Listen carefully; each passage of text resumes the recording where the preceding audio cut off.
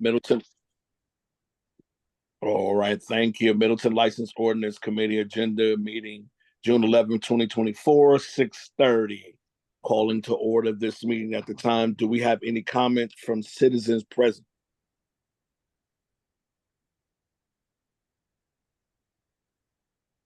There's aldermen, and I'm not showing anyone attempting to comment.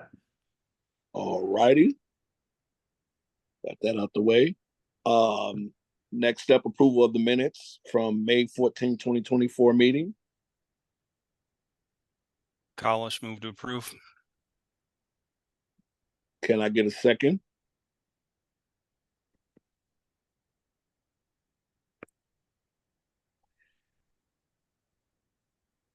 You're on mute, Alderman.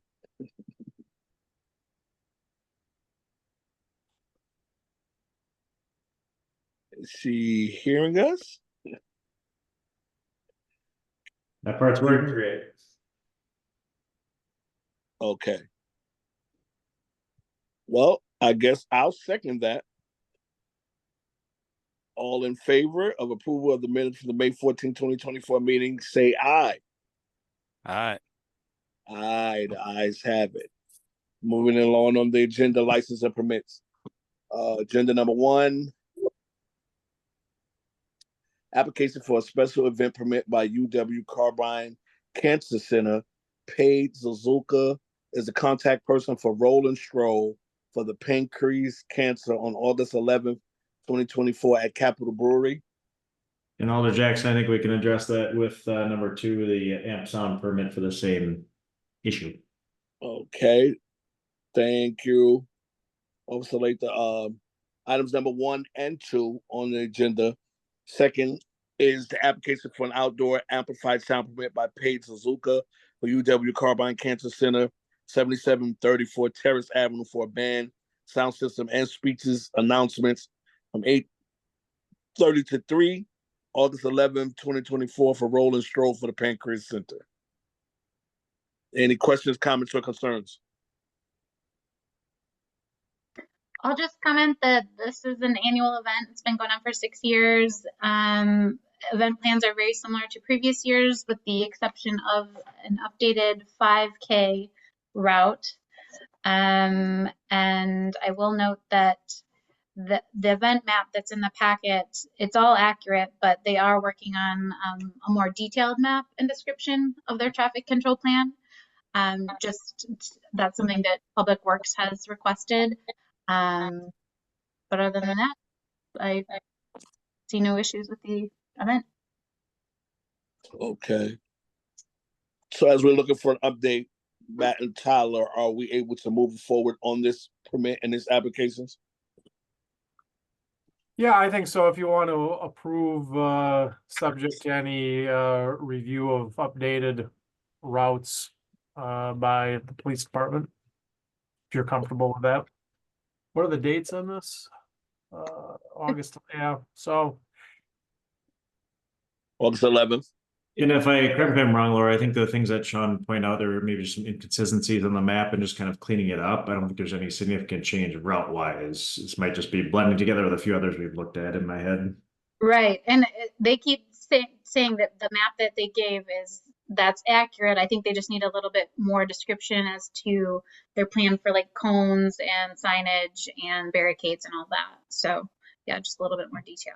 Yeah, I think it was more of a technical detail issue. So if you guys are all good with that, pending the final approval by us, and once they get that to Sean Stowski, I don't foresee any significant changes or routing changes. They've been very amenable to suggestions with their new 5K route and that sort of thing. All righty then. Items number 1 and 2. Can I get a vote to move forward with items number 1 and 2, the application for a special event for permit by UW Carbine Cancer Center, Paige Suzuka, contact person for the Rolling Stroll.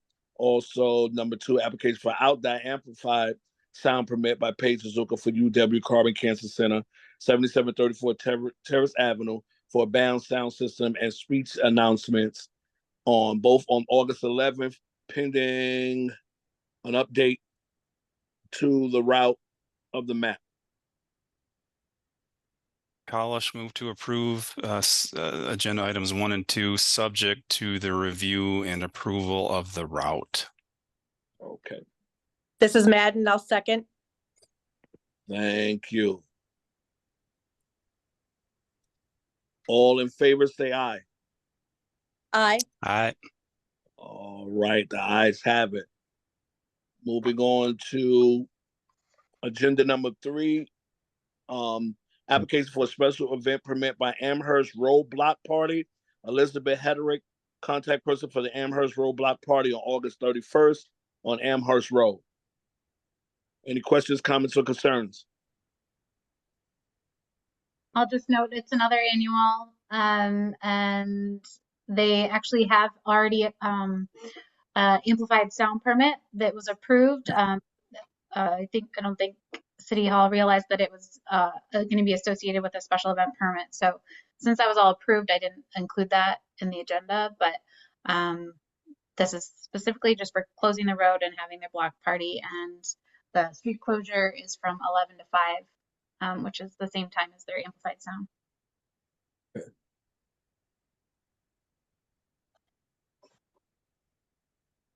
So since that permit, you said the sound permit has been approved? It has, yeah. I just Okay. wanted to let you all know that it's also tied to an amplified sound permit. Okay, and Matt, I guess it's good since he's spoken on the record. We don't need it on the agenda, right? Yeah, it's my understanding that's already been approved. Okay, Yeah. okay.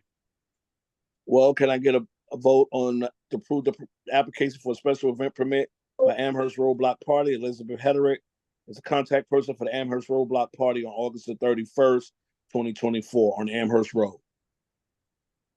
Colish move to approve. This is Madden. I'll second. All right. Got a first by Collins, second by Madden. All in favor, say aye. Aye. Aye. The ayes have it. Moving on to agenda 4. And just give me a minute. I'm thinking so.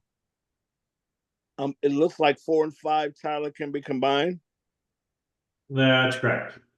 All right. Agendas item number 4 and 5 on the agenda. Application for a special event permit by Forward Performing Arts, Inc. Jeff Manning, contact person for Drums on Parade on June 29, 2024 at Breton Batch Stadium at the Middleton High School. Then an application for an outdoor amplified sound permit by Jeff Manning for Forward Performing Arts, Inc. 2100 Bristol Street for band sound system 6/29/24 from 1 p.m. to 10:15 p.m. at Breton Band Stadium at Middleton High School for Drums on Parade. Any questions, comments, or concerns? Can we also roll item number 6 into this as it's the same contact person and event? I would probably keep it separate. It's Okay. actually, what it is there's 2 separate permits, because one is specific to the actual performance at the stadium, and then the other one is more of a gathering, and that's at Fireman's Park. Okay. Same day, same contact, but just kind of keeping them separate, because one is also tied to an amplified sound permit and one is tied to a temp B permit. Yeah, I would recommend we do 6 and 7 together after we tackle 4 and 5. Okay. Okay. Well, all in favor of approving items agenda 4 and 5, application for a special event permit by Forward Performing Arts, Jeff Manning, and an application for an outdoor amplified sound permit by Jeff Manning for Forward Performing Arts, 6/29/24 at the Brent Batch Stadium at Middleton High School. Colish move to approve items 4 and 5 on the agenda. Madden will second. Collins first, Matt is second. Thank you very much. All in favor, say aye. Aye. Aye. Aye. The ayes have it. Moving on to agenda item. Tyler, you said 6 and 7 could be combined? 6 and 7 are related, yes. Okay. Application for a special event permit by Forward Performing Arts, Inc. Jeff Manning, contact person for Drums on Parade alumni gathering on June 29/24 at Fireman's Park application for a temporary Class B retail's license to sell beer and wine by Forward Performing Arts Inc., 2935 South Fish Hatchery Road, Jeffrey Harold Manning, for June 29, 2024 for DOP alumni gathering using approved plan DOPG. Any questions, comments, or concerns? I was just wondering, so this is Fireman's Park, not firefighters? It is. Yep. So I will say the only difference with the same exact kind of format for their event as last year is just that they did have to reserve the park through the fire department this year, and as opposed to right, well, the fire company, not the fire department, but it's the same. Okay. Yeah. Okay, so they know that this is private property, and that getting any permits from the city does not mean they get the right to use it. That has to be obtained through the fire company. Yes. Yep. They have that agreement. Okay. Chief Harris. Sure.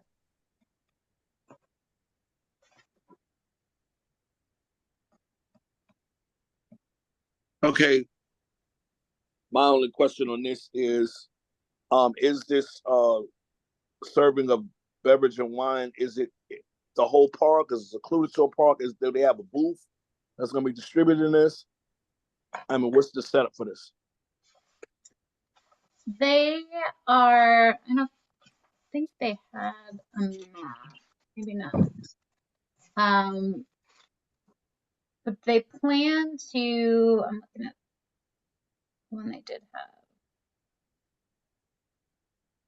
have. I think last year it's not a super large group. They pretty much contain themselves to the actual shelter at Fireman's Park. I don't think, I'm just looking through their notes here.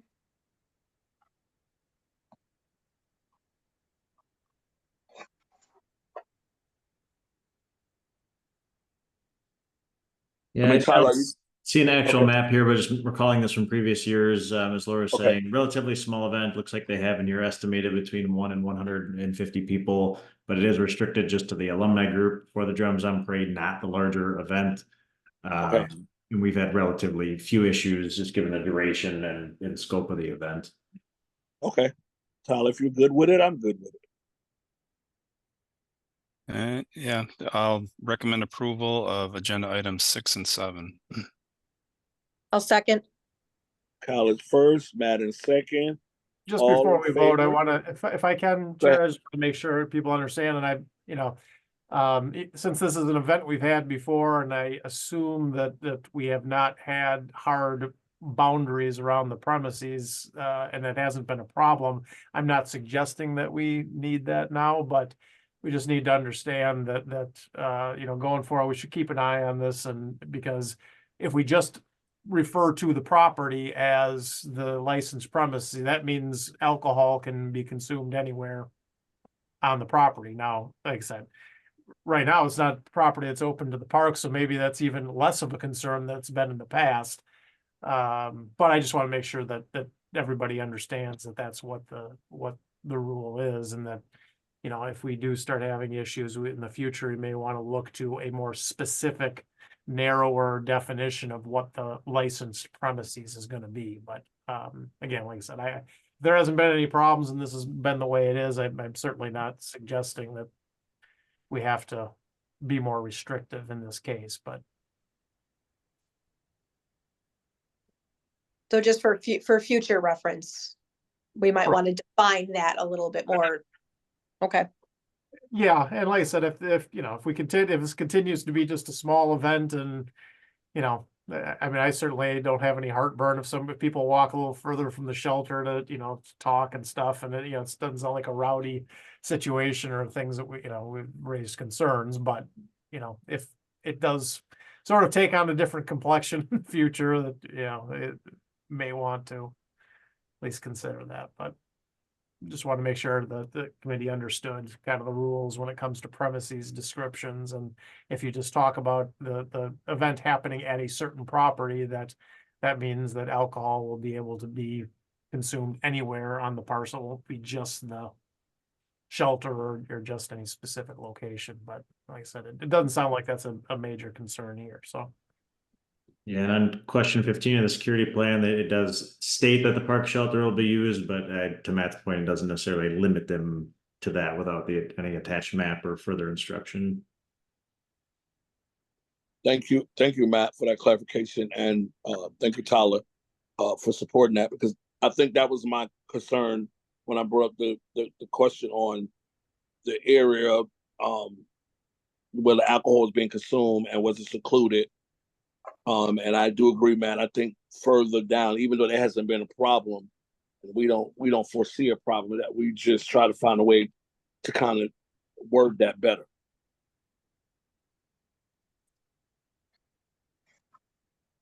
So all in favor of approving the special event permit by Forward Performing Arts and the application for temporary Class B retail license to sell beer and wine by Forwarding Performing Art, June 29, 2024. Say aye. Aye. Aye. Aye. The ayes have it. Moving on to agenda item number 8. Application for outdoor amplified sound permit by Holly Schwetchenberg for Craftsman Table and Tap, 6712 Frank Lloyd Wright Ave for a band from 5 to 7 on June 27th, July 25th, and August 22nd. Any questions, comments, or concerns?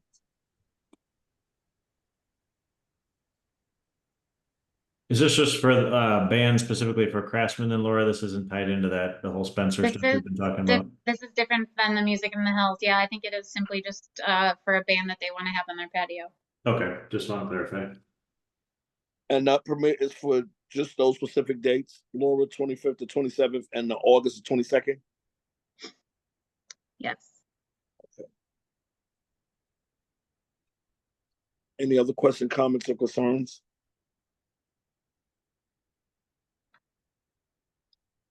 Well, can I get a motion to approve the application for an outdoor amplified sound permit by Holly Schwetchenberg for Craftsman Table and Tap at 6712 Frank Lloyd Wright Avenue for a band from 5 to 7 on June 27th, July 25th, and August 22nd? This is Madden. I'll recommend approval. Collis second. Second. Madam first, Collins second. Thank you, guys. All in favor, say aye. Aye. Aye. Aye. The ayes have it. Thank you. Moving on to item number agenda 9.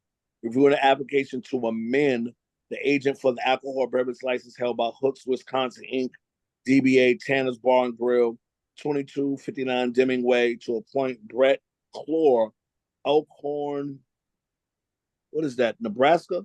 Yes. Okay, as the agent. Any questions, comments, or concerns? I think this was a leftover from some of the renewals from last month that may have gotten their paperwork late to the clerk, but since it's an agent change, it's coming to all of you. There are no issues on the background check whatsoever. One thing that I was looking at when reviewing this is it looks like Mr. Kluwer is a Nebraska resident, and that's indicated in the app. And I don't know if there's some maybe confusion or if Matt knows anything more about Act 23 than I do.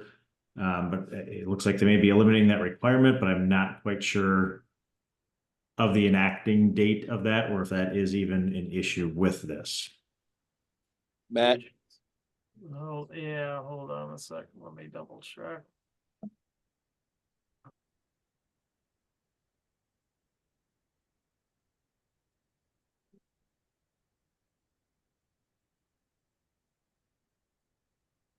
Just seen some conflicting information. If I'm on the Wisconsin statutes page with Act 23, it was already enacted, but if looking at this specific statute, I believe there's maybe an effective date of January of 25, if I'm reading it correctly. Yeah, there's different parts that become effective at different times.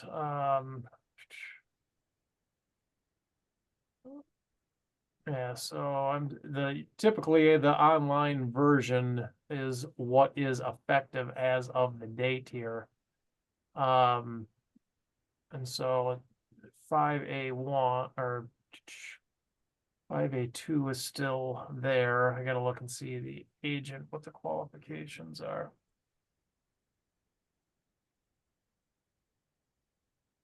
Yeah, I don't see that has, so being a resident of the state for 90 days prior to the date of application is still a qualification under 5A2. And looking down to agents, the entity first appoints, in addition to the qualifications under sub 5, has to have, with respect to character, record, and reputation, be satisfactory to the issuing authority. So it appears to me that that is still in effect. And that would be until January of 25. Was I reading that right? Yeah. Yes, I believe that's when that, let's see, notes made.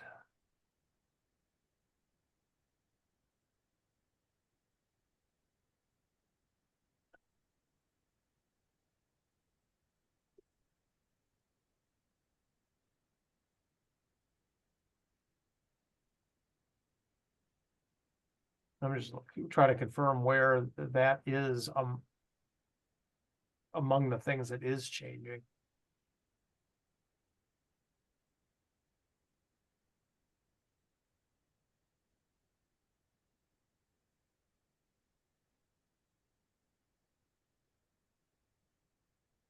I don't see a note. I don't see a note in the online version that this is among the things that is changing. Okay, so maybe not. Yeah, sub 5A5 is, but I'm not reading any change having been made to 5A2.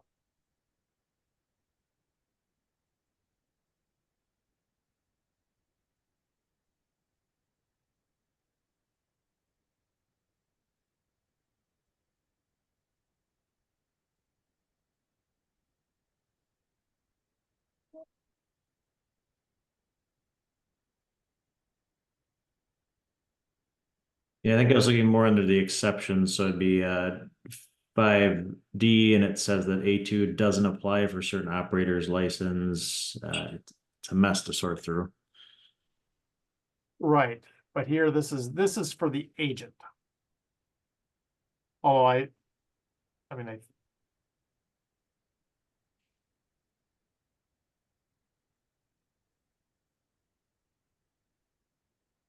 yeah, and like, I mean, yeah, and under Act 23, managers' licenses still may only be issued to applicants who are residents of the state at the time of issuance. So I don't know if that is even changing, but it does right now appear to be the case that you still, to be an agent, you still need to be a resident of the state continuously for at least 90 days prior to the date of application.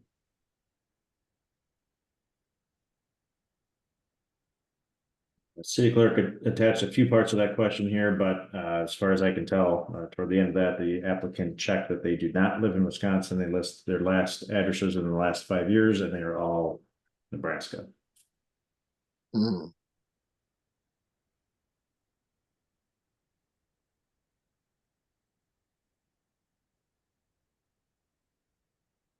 So with that, I don't believe that we can approve this change of agent.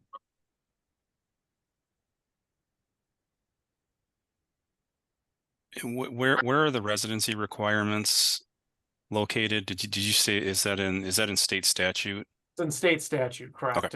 Chapter 12504 parent 5 lists all the qualifications for licenses and permits. Then further down, it clarifies that a corporation has to appoint an agent that meets all of the qualifications under sub 5, which includes sub 5A2 as be a resident of the state continuously for at least 90 days prior to the date of application. And part of the reason for that, and why I'd be a little bit surprised if they were changing that, is because the agent is really the individual responsible for everything that goes on at the premises. And you know, you can't really be fully in tune and what's going on if you're never physically at the licensed premises.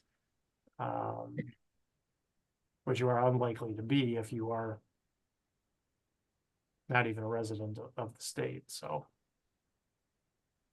Is there any action that would need to be taken then, Matt? Obviously, I'll follow up with city clerk and go back to the applicant with the issue, but is there anything the committee would even need to vote on today then? Or vote to deny or anything? Well, yeah, we don't usually take or do we approve the agents is this a recommendation of the council? Yes, that's how she usually does them, I believe. Right, yeah, I'm sorry, I'm just kind of thinking out loud. More than anything. Yeah, I think then you still really do need a recommendation to deny the application. I mean, Lori. So with a recommendation to deny the application, we would still need to get a recommendation, a second, and a vote on it? Yes. Okay. Now, of course, if you don't take any action, there'll be no action, but I assume you'd want to take affirmative action where it appears the application does not comply with the legal requirements.